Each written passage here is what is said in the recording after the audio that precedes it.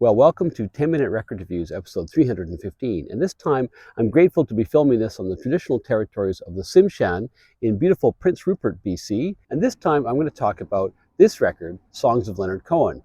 At the time, a little-known Canadian author and poet with some influential friends. Now, of course, a Canadian icon, a global icon, really. Over several decades, his career went from success to obscurity, to dissipation, and then back to a period before he died of general acclaim. He wasn't always super hip or super popular. I remember the British comic Alexei Sayle had this bit where he went, "I'm like a Leonard Cohen record, nobody listens to me." But whatever the commercial appeal of his career as a whole, historical opinion has really rallied recently around this record as perhaps his freshest and greatest musical moment. Leonard Cohen was born in September 1934 into an Orthodox Jewish family in Montreal, actually more specifically in Westmount, which is an enclave in Montreal. He was interested in the arts of all kinds at school, originally picked up a guitar only to impress a girl, but found actually he had some talent. So in his early teens, he forms a group, kind of a country and western band, called the Buckskin Boys. He graduated from Westmount High School, and then after leaving school, he moves to the bohemian, arts-rich world of what's known as the Plateau Montréal in Montreal, just east of the mountain. From there, at university and all the way through his 20s, his self-concept was actually that of a writer, not of a musician. In 1951, he enrolled at McGill to study English, and shortly after he graduates in 1955, McGill publishes an anthology of his poems called Let Us Compare Mythologies, which was well received for a debut, but did not sell very many copies. He has an abortive career as a law student at McGill, and then he goes down to Columbia to go to grad school, an experience he later described as passion without flesh, love without climax. He drops out, he returns to Montreal, picking up work, but mainly focusing on his poetry. And his next collection, when it's published, The Spice Box of the Earth, is well received too, like the first, but it sells a lot better. He's got some money from royalties. He also gets a government arts grant, and he decides to make a change of scene. It's 1961, and so he decides to move, wouldn't you too, to the Greek island of Hydra. On Hydra, he rents a house and he sets to writing poetry. And then one day, he meets a woman called Marianne. There's a lot to their story involving a Carmen Gia, a car accident, Marianne's young son, a Norwegian flight crew. But to make a long story short, within a year, Leonard comes into some money from his family. He buys a house on Hydra, and he sets up a household along with Marianne and her little boy. And there they lived an idyllic life, or as idyllic a life as you can when you're living with a tortured artist. I think it's time to move the camera so I'm not blinded by the sun. Okay, that's a bit better. So Leonard at this time, of course, was focused on being a writer. And in 1963, he publishes his first novel called The Favorite Game. And then in 1966, another novel, which is very well received, called Beautiful Losers. But he was coming to the conclusion that he really was not going to make a proper go of it as a writer. And things were also, perhaps because of this, getting a little bit rocky with Marianne on Hydra. They returned to Montreal in 1966, and there Leonard decides to reinvent himself as a folk singer. He's heavily influenced by people like Bob Dylan and Judy Collins and others. Somewhat incongruously at this time, he's also offered a job of hosting a CBC TV current affairs program in Montreal, which he declined, saying, no, I want to write songs.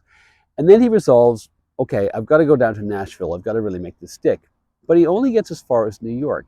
And in New York, again, this is a guy with influential friends, he ends up bumping into not just Andy Warhol, and he becomes kind of a peripheral figure in the whole Andy Warhol factory scene at the time, but also the singer Judy Collins. And when Collins hears his songs, she knows she's hearing something special. So she encourages him to keep writing and keep playing, and she invites him to perform at a fundraiser, which she is hosting, which also has Jimi Hendrix on the bill. So he's already kind of rocketing up there career-wise. He goes back to Montreal. Things are kind of unraveling with Marianne. But at the same time, in the fall of 1966, Judy Collins records and releases her record, In My Life, which has 2 Leonard Cohen covers on it. Collins then encourages Cohen to start playing to bigger and bigger audiences, and through her connections, he ends up with a spot on the bill at the 1967 Newport Folk Fest. In the audience at that event is John Hammond, the Columbia record exec, A&R man, producer, and all-around, all-world talent spotter. And he realizes, like Collins had, that he was listening to something very special, that Cohen was a guy who sounded like nobody had ever sounded before, and I guess we could say today, really, sounded like nobody has ever sounded since. He knew he had to act, and so he approaches Leonard and offers him a record deal. This record was made over several dates in October and November 1967 in Columbia Records Studio E, which was in the CBS studio building. Cohen, of course, is singing and playing guitar, And there was a clash almost immediately in the studio because Hammond, who had originally just had Cohen playing with a bass player, a guy called Willie Ruff, also wanted to bring in, as producers are wont to do, a whole series of session players. And Cohen rebelled against this because he wanted kind of a stripped down sound. Cohen got a bit of a break in the short term because Hammond fell ill and a different producer, a guy called John Simon, came in. But Simon, too, wanted to bring additional players. In the end, it was kind of a compromise. Almost all of the tracks have some kind of accompaniment, even minimal, although in side one, that is really kept down to a dull roar. As the record goes on, however, Cohen is frequently joined by the members of Kaleidoscope, which was a band that he and the producer had agreed on, that Cohen had seen play live in New York, which was kind of a folky band, and interestingly enough, their membership included David Lindley. Willie Ruff plays bass on a few tracks. Nancy Pretty, who's actually more famous as a character actor, sings backup here and there. I'm not totally convinced by her contribution. And Jimmy Lovelace plays drums on one song only, and that's So Long, Marianne. On the back cover of the album is a Mexican religious painting, which Cohen found in a little store, a Botanica, basically a place that sells candles and incense, near the Chelsea Hotel. The record's released in late 1967. It makes pretty much no dent in the US, while it charts quite low down, but in more discerning environments, like Canada and Europe, it goes gold.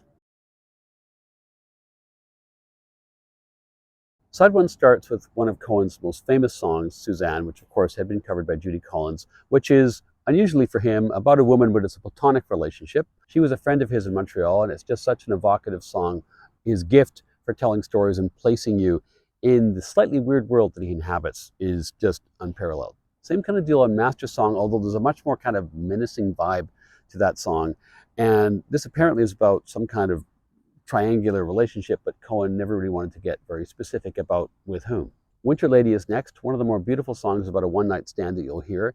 And that's followed by The Stranger Song, which I just love. And in particular, it's got this, I don't know if it's a couplet or whatever it is, but that line about he was just some Joseph looking for a manger. It entered my brain the first time I heard that song, and it's really never left. The side concludes with another ostensibly platonic song, but a couple of female backpackers that Cohen met in New York, and he offered them a night in his hotel, and they slept in the hotel, and he sat and watched them, which is a little bit creepy, and wrote a song and played it for them, and they were happy about that, which I guess is less creepy. Side two starts with another famous song of his, So Long, Marianne. This was written in the Chelsea Hotel while he was living there for a time with Marianne. I guess the story goes that he had written out the lyrics, and she comes across a notepad and picks it up and says, "What is this?" Anyway, as I say, a well-known song, although I have to say, for me, this is a place where the production choices kind of go over the top. There's too much going on. I'm not wild about the backup singing. And anyway, I just think I don't think he's overwhelmed, but I think there's just too much happening. I think that issue also afflicts the very next track, Hey, That's No Way to Say Goodbye, as well as the third track, Stories of the Street, although that tune really is an incredibly beautiful existential expression. The second last track, Teachers, is much better, I think. There's an incredible tension which is sustained all the way through this track, aided by the second guitar. And the final song on here is another real standout, and it's unaccompanied, so again, you get that great sort of spare sound of Leonard.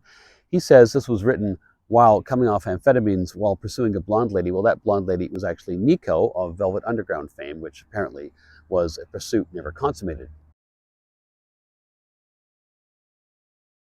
This record, I think, is essential Leonard Cohen, and thus by implication, it's essential folk rock as well. The instrumentation is generally pretty good on here, particularly when relying more on Cohen and less on the supporting cast. But inevitably, what makes this record truly great are his lyrics and his delivery. Comparing him to his contemporaries, Simon and Garfunkel, one of the frustrating things I found about them is that the sheer beauty of the music and the arrangements is sometimes undone by some kind of English 100 level poetry. And this is where Cohen makes his greatness plain, where every wry smile in the lyrics then turns into a dark moment and then back again. He's never clever, but he's always brilliant. I have to mark it down a little bit for some overdone production, but it's a unique and historical record. For me, it's 4.5 out of 5 stars.